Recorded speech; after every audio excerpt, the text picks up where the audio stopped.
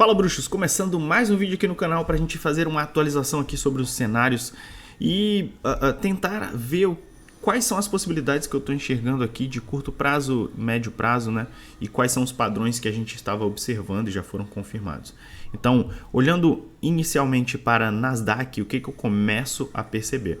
A primeira coisa que eu começo a perceber é, olhando para o tempo gráfico mensal, né, uma coisa que chama muita atenção é que nós estamos em busca de um fundo ascendente aqui no tempo gráfico mensal. E o tempo gráfico mensal, quando formou o seu topo, ele chegou aqui a retrair acima de 0,382. Então, a maior probabilidade passa a ser a formação de um fundo ascendente contra esse fundo anterior, para a gente tentar ter a continuidade no movimento de alta. Obviamente que ter devolvido tanto assim do movimento inicial não foi muito bom, porém, né, nós estamos em região de suporte e aqui para mim não seria uma região de short, tá? E mesmo que a gente perca esse suporte aqui, não acredito que a gente vai ter tanta continuidade de baixa assim. A gente precisaria de uma outra estrutura, de um outro desenvolvimento de padrões aqui para ter essa conclusão. Então, na minha visão, ainda continuo com curto, médio prazo, o long sendo o que tem maior convexidade. E aí, olhando para o tempo gráfico diário, o que a gente percebe aqui? No tempo gráfico diário, a gente está tentando segurar aqui esse fundo, né? Tivemos aqui uma sobrevenda no tempo gráfico diário, que é muito positivo quando você está buscando esse fundo no tempo gráfico mensal, então isso é um fator positivo. Então, qual é um cenário que a gente pode ter aqui? Formação de um topo descendente, vir buscar aqui uma divergência altista e ter continuidade de alta, tá? Nesse padrão, da forma que tá, eu acredito não ser tão razoável assim, a partir do pressuposto de que uma continuidade de tendência de baixa seria a maior probabilidade, né? Ainda passo a acreditar que o repique seja a maior probabilidade. E se Nasdaq tiver um repique considerável, obviamente também o Bitcoin vai ter um repique bom também. Uma coisa que eu tenho falado para vocês e agora a gente até concretizou esse cenário é que nós estávamos acompanhando esse padrão aqui desde lá de trás, né? A gente está acompanhando esse padrão desde esse ponto aqui, ó, que foi quando nós confirmamos, né, aqui uma divergência altista no tempo gráfico semanal. Então, desde este movimento, nós já vínhamos falando que o Bitcoin estaria mais forte do que Nasdaq nos próximos dias. E agora nós temos a possibilidade aqui de confirmar um pivô de alta no tempo gráfico semanal, o que pode fazer com que a gente tenha um movimento ainda mais expressivo, tá? Temos aqui essa região de resistência, mas para mim a conclusão é essa.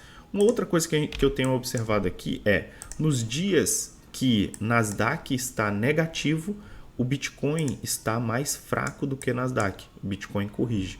Nos dias que Nasdaq está positiva, o Bitcoin está mais forte do que Nasdaq.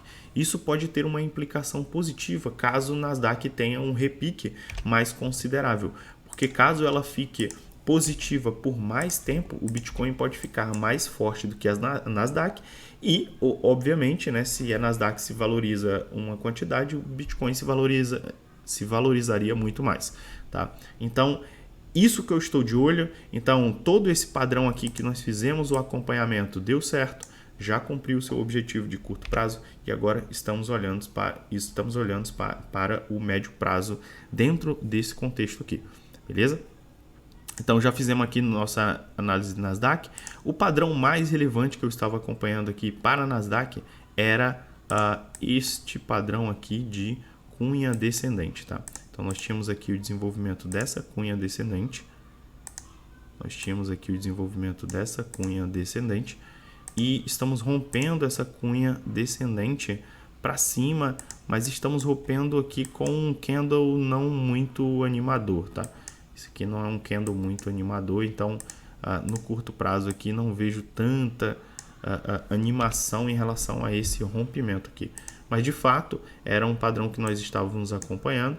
A Nasdaq afunilou bem aqui próximo da região de suporte e isso indicava que a posição de long tinha uma convexidade melhor do que os shorts. Foi exatamente isso que a gente fez, a gente montou várias oportunidades aqui. O Bitcoin nós estávamos acompanhando o Bitcoin no curto prazo, né? No curto prazo nós vimos vários sinais de que aqui não era uma região boa para short. A gente começou a formar fundos ascendentes, pressionar aqui essa região de resistência, né? E aí estávamos aqui acumulando próximo de uma região de suporte, com sobrevenda, com divergência. Isso aqui é muito positivo e característico de um leve pump, né? E aí agora nós passamos a observar alguns aspectos aqui um pouco mais macro. O que eu estou olhando agora, né? O padrão mais relevante agora de médio prazo que eu estou observando é esse padrão aqui de triângulo descendente, que tem uma maior probabilidade de romper para baixo. Porém, a gente já fez aquela nossa análise de cenários ali, de que se Nasdaq tiver continuidade de alta, provavelmente o Bitcoin também vai ter continuidade de alta, dado que no gráfico de Bitcoin contra Nasdaq, a gente já viu que o Bitcoin está mais forte que o Nasdaq. Então, se Nasdaq se valorizar, provavelmente o Bitcoin vai se valorizar mais ainda. E aí nós temos esse cenário aqui de rompimento para cima, tá? E aí eu preciso olhar um pouco mais macro para entender o que seria esse rompimento aqui, né? O que seria o rompimento deste padrão? Se nós olharmos no tempo gráfico aqui de 2 dias, a gente vai perceber que o Bitcoin ele está afunilando nessa super cunha aqui, ó, nessa super cunha gigante. Então, o que a gente pode ter aqui de cenário? Rompendo esse triângulo descendente aqui para baixo, né, que seria uma figura típica de continuidade de tendência, a gente pode vir buscar aqui pontos próximos dessa região da cunha para aí sim termos uma força compradora entrando, tá? Mas também nós podemos ter um rompimento para cima dessa cunha, que seria o padrão de maior, o cenário de maior probabilidade, né? Então, temos um padrão dentro do outro padrão, né? E o que acontece aqui? Eu acredito que o Bitcoin ele vai seguir o que acontecer com o Nasdaq vai acontecer amplificado com o Bitcoin. Se Nasdaq perder o fundo e tiver continuidade baixa, o Bitcoin vai perder o fundo e ter mais continuidade baixa. Se Nasdaq romper para cima e tiver continuidade alta, o Bitcoin vai romper para cima e ter mais continuidade alta, tá? Então, aqui é tipicamente um cenário onde você vai reagir basicamente ao que o preço fizer. Se o preço romper para baixo, nós vamos buscar posições de long aqui próximo dessa base da cunha. Se nós rompermos para cima, aí eu vou aguardar um fundo ascendente aqui para me posicionar provavelmente num reteste ou analisar na hora do rompimento, se é o caso, entrar direto no rompimento. Mas provavelmente se a gente romper para cima, a gente já vai romper muito esticado, tá? O fato é, quem viu os vídeos conseguiu se antecipar a vários movimentos aqui. O primeiro foi o fato de que aqui nós já termos comentado que isso seria uma região de captura de liquidez. Então, não adiantava colocar stops aqui dentro dessa região verde, porque você seria provavelmente, teria só o seu stop caçado aqui e não teria sucesso. Então, esse foi o primeiro ponto. O segundo ponto é que nós comentamos aqui que a estrutura de price action com divergência, próximo de uma região de suporte, era uma estrutura que estava com a maior convexidade para o long do que para o short. Então, a partir dessa conclusão, nós obviamente não quisemos shortar e quisemos abrir long em algumas moedas que estavam mostrando padrões de inversão de tendência, tá? E ficamos aguardando por esse rompimento aqui dessa linha de tendência de baixa de curto prazo no Bitcoin. O que eu estou de olho agora para o Bitcoin no curto prazo, né? No curto prazo aqui eu não faria nada, né? Porque nós estamos numa região de resistência extremamente sobrecomprados, né? Então, provavelmente a gente vai ter uma força vendedora reagindo aí.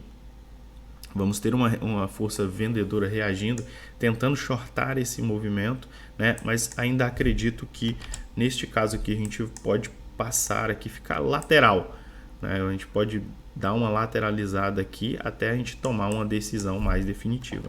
Então, montei algumas posições de long, passei aqui para vocês algumas ideias de trade também, né? Falamos aqui dessa possibilidade de trade em Ethereum, que estava muito bonito aqui.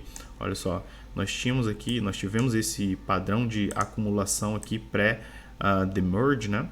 E depois tivemos esse rompimento do padrão de consolidação com um forte rally de alta. Depois voltamos para retestar essa região aqui, que era a resistência do padrão de acumulação, e retestamos essa região com a formação de uma cunha descendente que tem maior probabilidade de romper para baixo, romper para cima, perdão, e rompemos para cima e agora estamos tendo continuidade de alta.